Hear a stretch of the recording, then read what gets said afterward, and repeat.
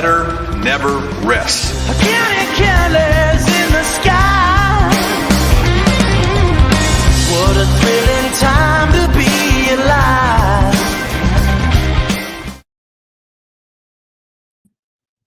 It's Sunday night. That means it's time for the Georgia show. I'm Jake Roos. He's Rusty Mansell. We represent Dawgs HQ, so they tell us. I don't know. From time to time, I guess, Rusty.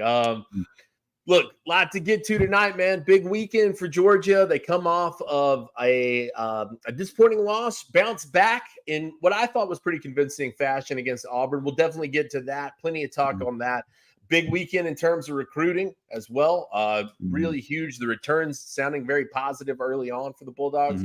And then we'll look a little bit ahead to Mississippi State. We won't get too crazy in it. But first off, Rusty, let's just dive in, man.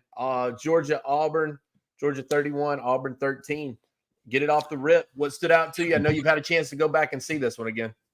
I did. I watched the first half. I haven't had a chance to go back and watch the second half. And I think it's, really one of those things where you miss a few plays here and there, miss a tackle here and there, convert a long third down 1 point early in the game. Defense played pretty good. Offense missed a few things. Offense had a good opening drive there. It's just they haven't played a complete game yet, but I can assure you after spending the last about 18 hours on our Tennessee on-3 Vol Quest and on our Bama online, Florida State websites, I think everybody on all three of those would definitely trade a 18-point conference win at home for Georgia. Man, I'm still in shock, man, how crazy of a day it actually was on Saturday. One of the wildest things you've ever seen. And just I think there's a lot, Jay, we could get into an hour of kind of the future of college football and a little bit more parity and those types of things. And it's just crazy how this thing is going to unfold. And you really, truly have to survive week to week, Jake. And you gotta wire yourself, man, as a college football fan you got to get to the playoffs. Just whatever, somehow, some way, fight tooth, scratch, nail, 9-3, 10-2, 15, 12-0, whatever it takes. You got to get in that final 12, man. And after yesterday, my goodness, I don't know how the heck they're going to turn around all this stuff. It's just crazy. Roe and I discussed the idea of parity on our radio show earlier today. And yeah. I said, I don't know that we're closer probably than we've ever been. Right. I mean, no doubt. We're moving, but I said, to me, this doesn't necessarily say that full parity is on the way. What this does say to me, though, what we saw this weekend is that you can probably expect a lot more of this exact kind of weekend moving forward. I mean, especially in SEC, because everybody has good players. Everybody has good players. You might not have the depth of, say, Georgia and Alabama and Texas. Doesn't mean you can't get beat. I mean, and you look at – I've said this a million times in different interviews, what I call a talent equalizer. And you look at that quarterback for Vanderbilt and what he did to keep them in that game yesterday. Didn't turn the ball over. He gave Alabama fits with play action and being able to – this is a kid who lost to Georgia State. They lost to Georgia State like 3 weeks ago. But, I think a talent equalizer, somebody like that, and you throw some good players in around it, anything can happen on any given, Saturday, especially in the SEC conference. I think you're right on there. I think you could see some teams lose. You hope Georgia's not one of them, but I think you see some of these teams lose to some teams they're not accustomed to losing to. One stat I'll say this, when I went back in yesterday, and Roos, we're older than we got a little bit of age on us. I'm definitely older than you. Georgia is 17-3 in their last 20 against Auburn. That's mind-boggling to me. Like, that is absolutely impossible. It doesn't seem possible. The way this series, growing up in the 80s and the 90s and these games, like, if you went 5-5 against Auburn in 10 years, you pretty much thought, okay, we held our own. That's what you get. Georgia is 17. And by the way, they're 17-3. And one of those plays was a fluke play basically at Auburn, the Nick Marshall tip pass. So we're talking 18-2, which is insane. But wow, just crazy. Georgia is 17-3 in the last 20 games against Auburn. That's unheard of to me.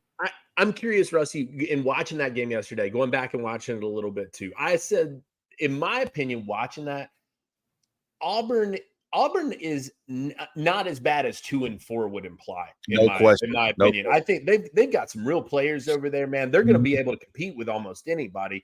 Yep. Georgia, I felt like from the jump controlled this game, didn't play a full game still. I mean, you were missing at various intervals. It didn't feel like it was still all clicking. Yep. But I do think that this is a good win. I think that, like I said, despite that record and what that people might take away from that, Auburn was not a pushover team, man. Listen, I told Jake the other day, I said, man, if Auburn don't turn this thing over, Jake, this could be real interesting. This could be real interesting. And I put this on the Dawgs HQ message board yesterday, and I don't want to, it's not right to say his name, but I had a former player. This guy played in the NFL. This guy played at Georgia way back. He texted me yesterday morning. We were talking about something else, and he goes, Rusty, do you bet? I said, not much at all. Very little. Maybe once a year I get something stupid. He goes, I'm telling you right now, Auburn and Vanderbilt are both going to cover today.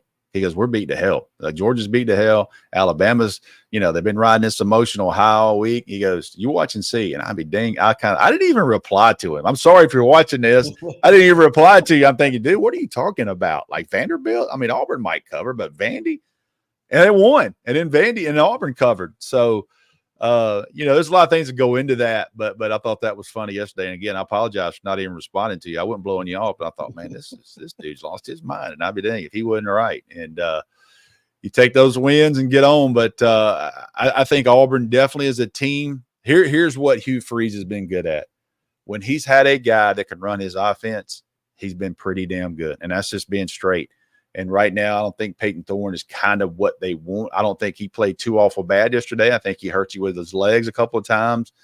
He's kind of just a guy. You know what I mean? I don't really know. He's got a good arm at times. Sometimes he's got head scratchers.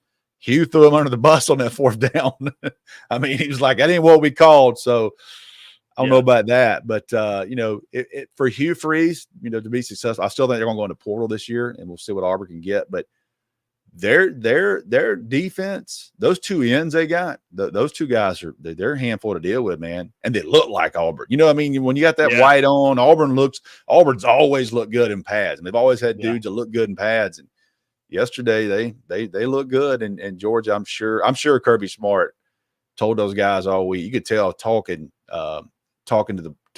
press conference. Kirby's team knew that they were going to play. I heard Carson Beck say after the game, we knew we will expect this was going to be a real physical football game, and it wound up being that way. Well, you bring up Carson Beck, man. What a day for him. Really fantastic showing. Coming off of, like we said, we can call it what it was. It was a super shaky game against Alabama. But you come out, and this one, guy comes out. I had the stat pull up, 23 of 29, 240, two touchdowns, almost 80% on the completion, man. I mean, and I'll tell you this, Rusty, in watching that, I don't know that it felt like that. I don't know that it felt like 80%. It wasn't, it didn't seem that automatic, but it clearly was. I mean, he was doing it what he wanted. Yeah. I mean, I think he very intentionally will check the ball down. And coaches love that. Listen, I know fans don't, and sometimes, you want to see him press the ball down the field a little bit, but he will check it down underneath, and he will live for another play. And I think Auburn fans wish their quarterback would check it down a little more. They had 11 turnovers in those first 4 games. So, with that, I think Rowe hit it right on the head last night. He said, Rusty, that kind of to me was like a Jake Fromm stat line type performance. And that's really what it was. Not saying that's a terrible thing. That's just what it was. It was a very efficient, very kind of clean night. You don't want to turn the ball over, and give people short yard situations, that type of thing. So a couple of balls, the deep ball accuracy, I think, is where, I think Carson Beck would even admit he wants to work a little bit more on some of the back shoulder throws, some of those things, throwing it inside versus throwing it outside, leverage, those types of things. Because when you get real picky, Roos, those plays in the NFL on Sundays, that's where those balls are. And I'm not going to talk about the Falcons. If you look at that touchdown Kirk Cousins threw the other night to end the game, he threw that the only place it needed to be and the only place his receiver could catch it, in tight coverage, away from the corner. He got it. Kid turned around, goes up the field, walk-off for the Falcons. So little things like that matter. But, I think Carson Beck, for whatever reason, is taking a little bit more heat than he probably should. And I think that Carson Beck right now is starting to put together some things that you want to see as this stretch drive goes. Yeah, I think so too. And I mean, look, you go in and you consider part of this too, right? I mean, Arian Smith, 1 reception yesterday. That was on 4 targets. Not great for him. You switch a couple of those up, man. You're talking about 25 of 29. I mean, you're inching toward that Grayson Lambert mark almost from a few years back. Wow. So you're getting in that area. An SEC record holder in Grayson Lambert there. But how about that? Stand up, Wayne County, baby. That's right. Absolutely, man. But like I said, it didn't feel like that, Rusty, and it didn't feel to me that Georgia just flat out dominated Auburn. I never got that sense. The scores that they felt like they controlled the game throughout it, but it didn't feel like they were just steamrolling over those guys. So again, I come away with this one and still more work to do. This is still not a team that you've seen hit on all cylinders at the same time for 4 quarters. Mm-hmm. Yeah, I think when you look at Georgia, they still haven't played a complete game on both sides of the ball, Roos, and that's what Georgia fans want that. I think we all want that, but it's going to have to be at the right time. You know what I mean? You want to peak a little bit later. Not saying that you don't want Georgia to come out and just absolutely smoke Auburn, because you do. You want to see that, but it's hard to do that every week. And I think what people have a hard time believing is you can't get better, and you can get a lot better. And Jake, what is Georgia now? Are they 4-1? Is that right? 4-1. Yep. Roos, they're 4-1. It's October the 6th, and Georgia, not saying a long shot now, not saying this is a far-fetched thing. Georgia could have 10, they could have 11, and one crazy scenario, they could have 12 games left. You know what I mean? Yeah, like, sure. I mean, a full season. We could have a full season left. Understand, if you're playing in January, you're into game 15 regardless, or you're in game 16, or you're in game 17.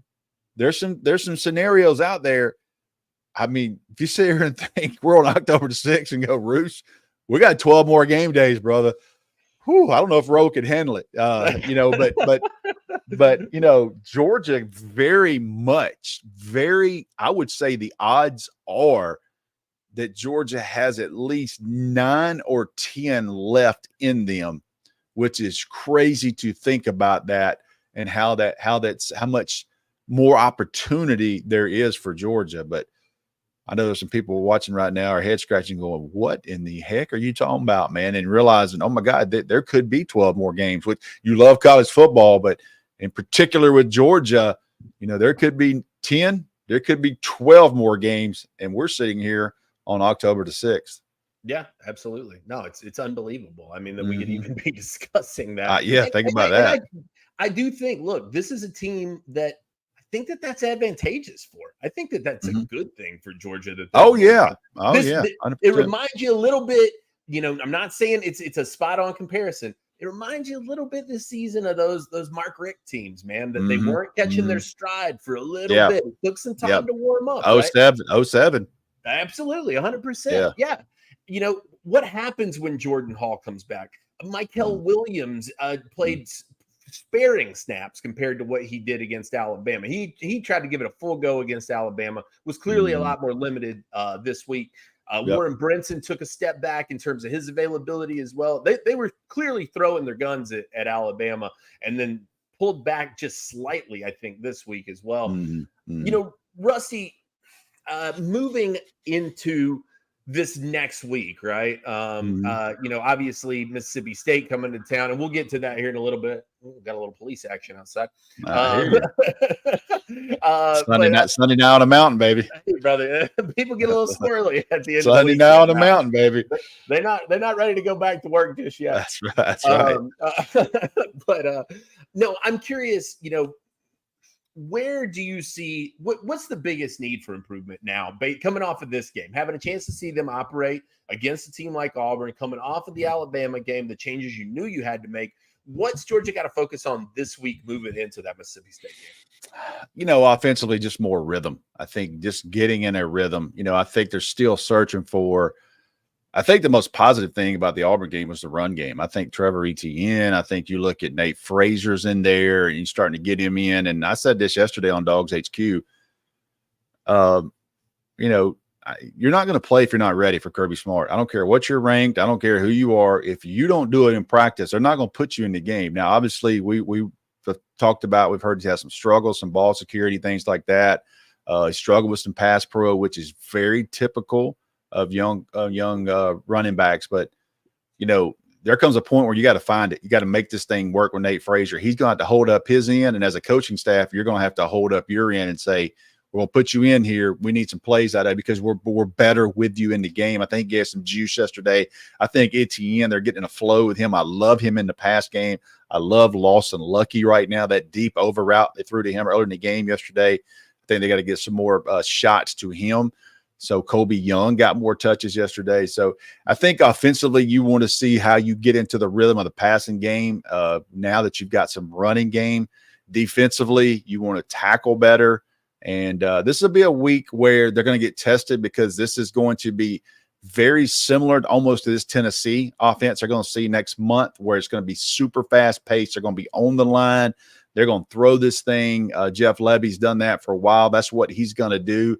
Extremely try to get as many snaps as he can, try to wear you out defensively. So you have to tackle. You have to stay on the field longer. Guys on the defensive line are going to have to, you're going to get stuck on the field because of the substitution stuff. If you do not stop them, they can move the chains. They will get right up on there. So I want to see how Georgia kind of handles that. They should be a clear-cut favorite in this game versus Mississippi State, even though they hung around with Texas for a half before Texas put them away. So we'll see this weekend, but I think this weekend is more about Georgia creating more explosive plays, trying to find those guys going into that Texas game in 2 weeks, going into that to where who's going to be there and who's going to be healthy, who can go this week and who needs a week off before they go to Austin. Yeah, absolutely. Absolutely. Speaking of this weekend, speaking of Austin, you need tickets for all of those, man. You need to get over there. Now, look, that atmosphere in Tuscaloosa, incredible. They said Kirby Smart called the people out this past weekend and said they could use a little bit more juice. Look, if you want to get down there this weekend, provide a little bit more juice for these guys. It's a great opportunity to do it. You can do it with our friends at gametime.co. And those guys over there do such a fantastic job, man. It's such a cool experience, such a cool way to go look for your tickets and see what's going on out there. Just the opportunity to shop around and see all the available options that you got out there. Get in the door price. I think $88 was the cheapest that I saw for this weekend. $100 here. You can get up in those 600 sections, but there's some good tickets down here in the lower bowl for $100. So make sure you get in there, give it a look. Sun will be going down. Sun will be going down in the fourth quarter, so you'll get that. You'll get to light it up. The second. Yeah, absolutely. I didn't get to light it up for. You get to light it up for the first. Hey, I'm looking at the weather app. So GameTime.co here tells you that sun's going to set around 7:25. You're going to get a chance to do that. In Athens on a Saturday night. So those ticket prices right there. That's they're going to come down some this week too, I would imagine. And it's looking like it's going to be great weather, man. It's looking like it's going to be true football fall weather, man. I'm excited for that. There's not a hoodie. There's not a hoodie in America that's safe from a girl this week because the low on Friday morning is 44 degrees. It's going to be hoodie season in the state of Georgia. Absolutely. You can go over, like I said, choose any of these seats here. What the cool thing about gametime.co is it gives you the opportunity to see where you're sitting first. So you see right there, it gives you the view straight from where you might be sitting in the stadium. I love that. I've used it myself. It's super accurate. It does a great job. And that's such a cool feature that they do over there. So go check them out, gametime.co. I love that opportunity.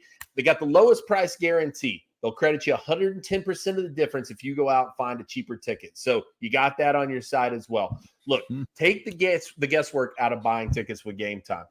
Download the Game Time app, create an account, and use code ON3 for $20 off your first purchase. Now, terms apply, but again, create an account, redeem code ON3, that's ON3, for $20 off. Download Game Time today. What time is it? Game time. Get in, enjoy it, have fun. It's gonna be fun, man. It's gonna be a good weekend, I think. Take you some Bulldog snack cookies. Bulldog snacks. I've got one bag of cookies left, and I swear to God, these things. I bet you do. I bet that's a commodity in the Mansell household. I had to hide those things, man. I got a 9-year-old running around here, and she could care less if that's the last snack or not. So it's fall break. Those cookies. That bag of cookies is sweating right there from Bulldog snacks. Rusty, you talked a little bit about some of the things that the improvements that they can make going into this week. But I'm curious, coming off of that Alabama week, there was all this dismay, all this, where does Georgia go from here? I'm just curious, man, and I got it in the banner right there below you. What encouraged you coming off of this win for Georgia? Because personally, I thought some things started to take a turn. The guy who jumped off the board to me when I did the snap count today, Raylan Wilson, led the inside linebacker room. I'm wondering if that won't be something we will be seeing a little bit more with Smile Munden out for indefinite. I don't know, week to week, I'm sure Kirby would say. But Raylan Wilson against Peyton Thorne, an especially effective weapon because he's got such speed. But, I'm curious, what encouraged you about what you saw and what Georgia can take from this week and move forward on? I'll give you one big picture piece, and then I'll back you up on a small one. I actually had somebody text me last night, so I went back and did it. I literally typed this thing into a spreadsheet this morning. Georgia is 43-1 at home since 2017. The only loss they've had was to South Carolina, that 2019 game where they played pretty bad. And I will tell you this, that's the greatest run in the history of Georgia football. And when that ends, you're never going to see that again. Just the way college football is. I don't know how it happens or whatever, but 43-1 at home for Georgia and the SEC is the greatest run in 132-year history of Georgia football. And I say that to tell you, this team just know how to win games. You know what I mean? Like, I never kind of felt like they were going to lose that game. They got tight a little bit.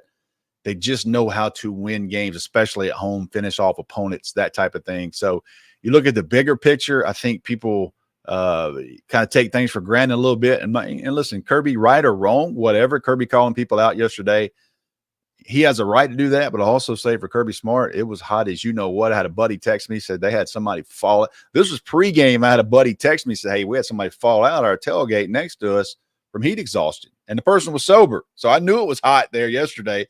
Listen, those players are hot. They were working their, what's off. It was crazy. Listen, it's 17-3 in the last 20 games. That Auburn atmosphere, it is what it is right now. You get past that game. And Kirby has the right to say what he wants. I can give you the fans' perspective. It was hot as you know what, I would imagine, and those types of things. So there's two sides of that. Now, them just knowing how to win. I'll say this, though. I don't know what it was in the stat sheet, and I don't know how he graded out Roosh, but I'm telling you right now, Damon Wilson is getting more and more and more snaps. And the position he plays at Georgia, like he was so much better in the perimeter run game by setting the edge and helping guys behind him. They need Damon Wilson. They need Damon Wilson to come on, man. We've heard a little bit about the setting the edge this year, haven't we? Well, after the Alabama, you know what I mean? Like you think Auburn didn't try to go at Georgia yesterday on the perimeter? You know what I mean? And Georgia handled that better yesterday. And that's one of those things you really have to kind of know what the exact scheme is and look and be able to watch the all 22 tape and that stuff. But watching Damon Wilson, I think that's a guy that should encourage you, even though, you don't look on there and go, dude had 5 sacks or 3 pressures, all that. He played pretty damn good yesterday. And that's what you need out of Damon Wilson, what you need out of that position. Because, Jake, when Damon Wilson is doing what he's supposed to do at times, especially in the run game, you got Raylan Wilson, you got Jonel Aguero, you got all those guys behind him that's able to run free and just use that speed to stretch it out. sideline to sideline instead of somebody getting north-south on you like Alabama did in a hurry early in that game last weekend. Yeah, no, absolutely, man. You mentioned the grading out. I believe Damon Wilson, top-rated pass rush grade in the PFF grades. I'm telling you, so, I didn't even know that, but I'm telling you, he flashed a couple times, and this is a kid. It was a monster recruit between Georgia and Ohio State. Ohio State, he was their number one target at that position. Georgia wins that one 2 years ago. It's time to go, and this is the time and experience, I think, for Damon Wilson to take that step forward for Georgia. Yeah, and that's what's exciting to me is you see a guy like that, the light's starting to come on. Raylan Wilson starting to suddenly get a bunch more snaps under his belt. Hey, maybe you got yourself a second center here in Drew Bobo, who gets his first career start, gets out there and does a fine job as well. I mean, this is the time of year where those guys start breaking through that wall and coming into their own. And, I mean, at this point, KJ Bolden's a veteran. I mean, he's played enough snaps. He's got enough snaps under his belt that he is a veteran. Then you got some crafty stalwarts back there too. Dan Jackson, a guy who played very well. I mean, that dude, Dirty Dan, baby. People will talk about Stetson Bennett, and rightfully so. Dan Jackson is his own walk-on story, and it should be told for a long, long time. That guy is playing meaningful snaps over some guys who are very highly recruited players, and he's doing it at a really high clip, Rusty. The top-rated tackler in the game yesterday per PFF.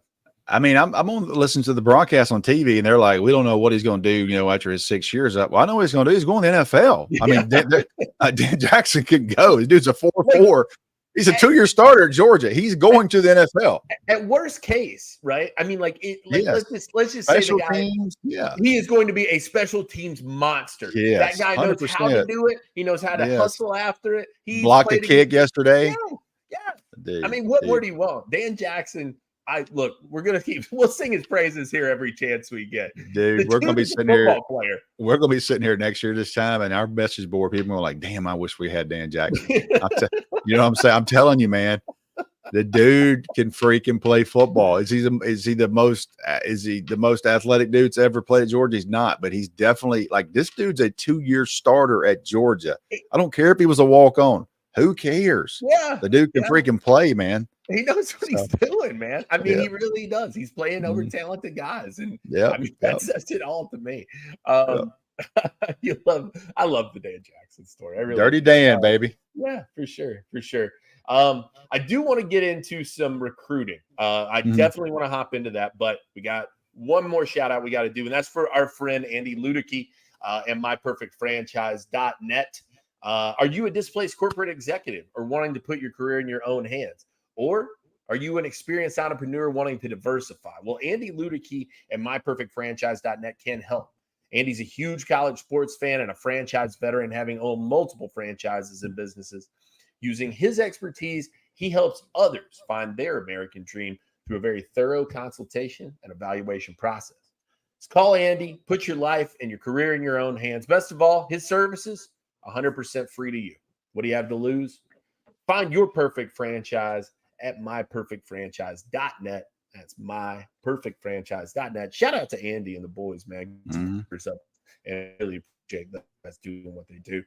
Rusty, a star-studded affair in Athens, and it took a big turn. This list grew, and grew, and even on Saturday, it blew up, man. I mean, it was it was wild how many guys they got in the stadium for this one. They made the most of their return home. There's no question about that. It had been a full month since Georgia had an opportunity to recruit in Sanford Stadium, and they made the most of it in a big way.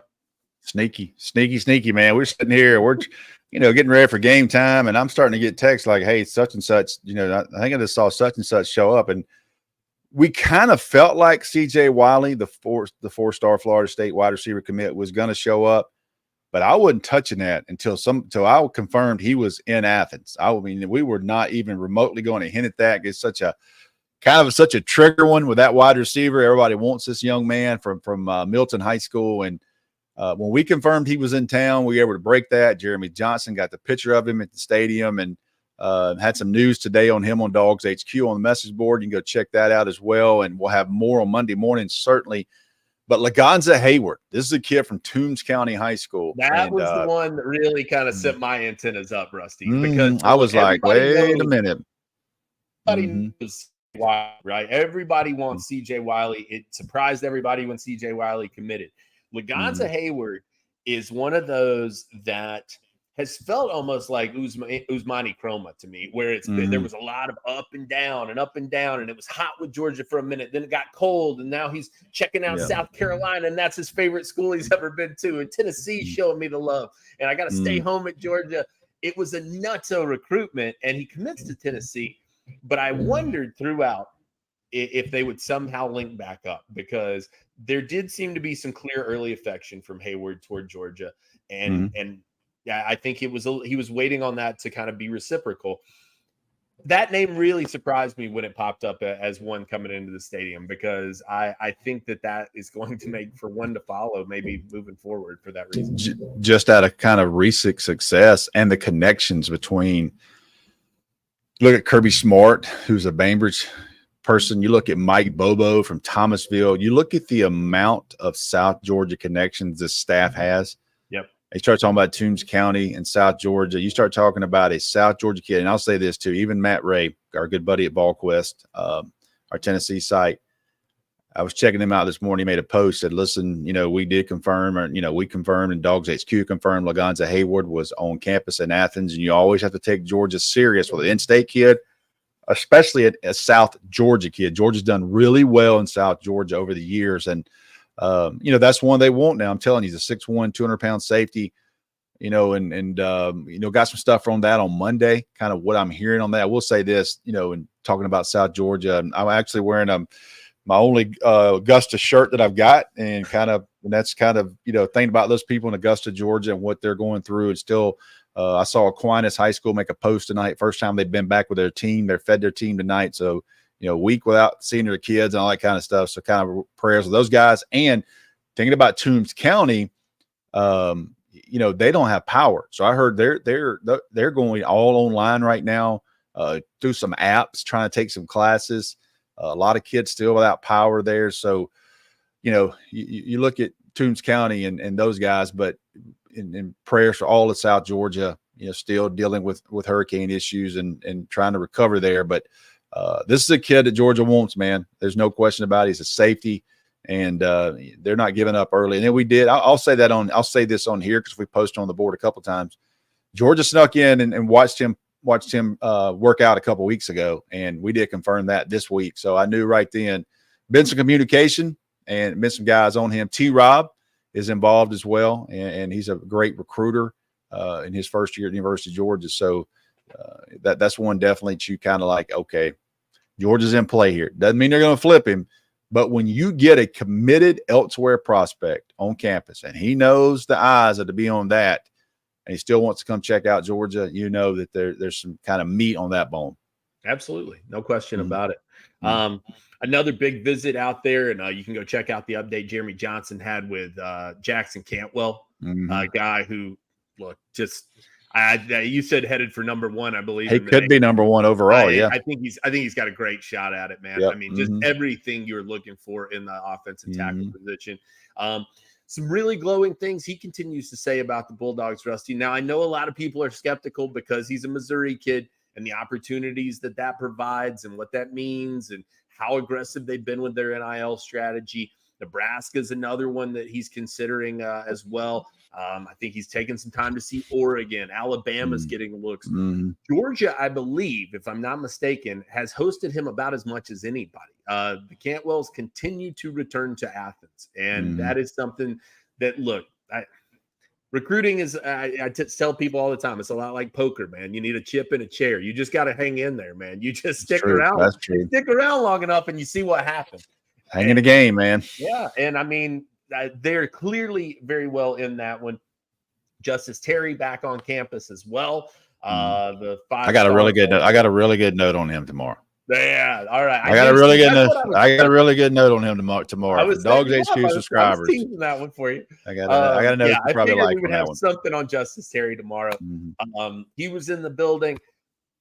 A load of 26 guys, man. I caught up with several of them today myself. Yeah. Just a plethora of recruits in there. And the returns are favorable, man.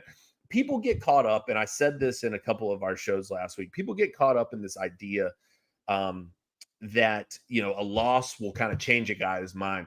Most of these guys, almost all of them, in fact, have experienced a loss at some point in their career. They can contextualize what a loss is.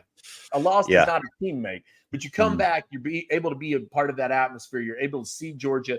The number one thing I keep hearing from these guys, Rusty, is the attention to detail and the execution. They say that's what separates Georgia from other teams. They know me. I come in. They have it down to a T with my family. They bring me out there. I watch them get on the field. The guys execute the way that they're supposed to execute. That's what is catching the eye of these guys. And, you know, we've heard a lot about the standard. People have talked a lot about the standards not being met. I think in the eyes of recruits, the standard is still pretty clear when it comes to Georgia, especially compared to other programs.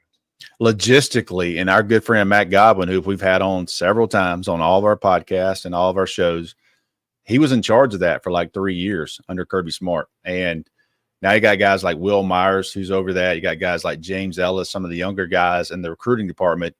Logistics on a game day of a big game has a lot to do with it. You don't want CJ Wiley and his parents sitting somewhere for 2 hours trying to get into the stadium. You know what I mean? Like that recruiting lounge, that was the first thing Kirby got. I mean, 1 year after that, Kirby had that thing changed immediately. Had a new locker room and a recruiting lounge where those players didn't have to walk up. I mean, I cannot believe that really was going on at Georgia. All those years, Jake, we covered it. Oh, yeah. Those players would have to walk the stadium steps of Sanford Stadium at halftime to get a drink and get a snack. Like that Kirby Smart put the brakes on that in a second, in a millisecond. Now they walk about 5 steps and they go into the air condition, and there's a recruiting lounge right in behind them, their own private recruiting lounge. And that thing got changed real quick. So little things like that logistically that's just as important as a win and loss, dude.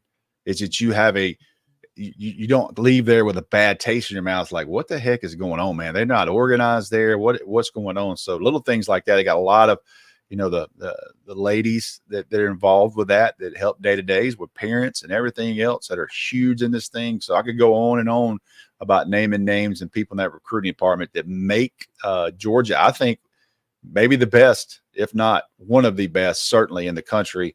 And don't think for once that those game day, how those flow is not important. Yeah, no, absolutely. I mean, yeah, and it spills over, right? I mean, it's the expectation in every single area under Kirby Smart. And that's, like I said, that's what guys notice. It's my family's taken care of. I'm taken care of. The game's taken care of. The execution of the left guard is taken care of. I mean, it's all happening in front of me. It's all natural. It all flows. And it's a testament to who they are and the way that they recruited. And you know, Georgia, I don't know if you know, I won't say the kid's name because it's not fair, but probably 2013, 2014, Georgia won a huge game at home. And this is not on Mark Richt because there's just different numbers of people in there.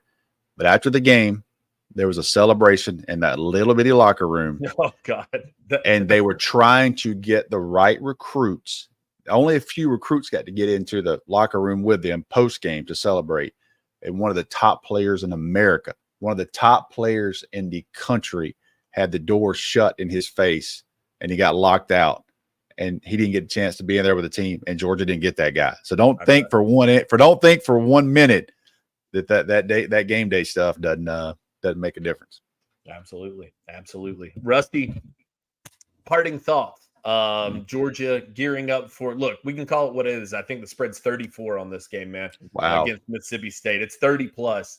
Not a big expectation. Had a chance to talk to our guy Robbie Falk over at Maroon and White earlier today. You know, he said I think they can sneak in an SEC win this season, but he said you know, it's a lot of rebuild. Yeah, it's a huge rebuild over there. Yeah. The expectation, he said, the way for Mississippi State to attack Georgia is the same way it attacked Texas, which is play ball control.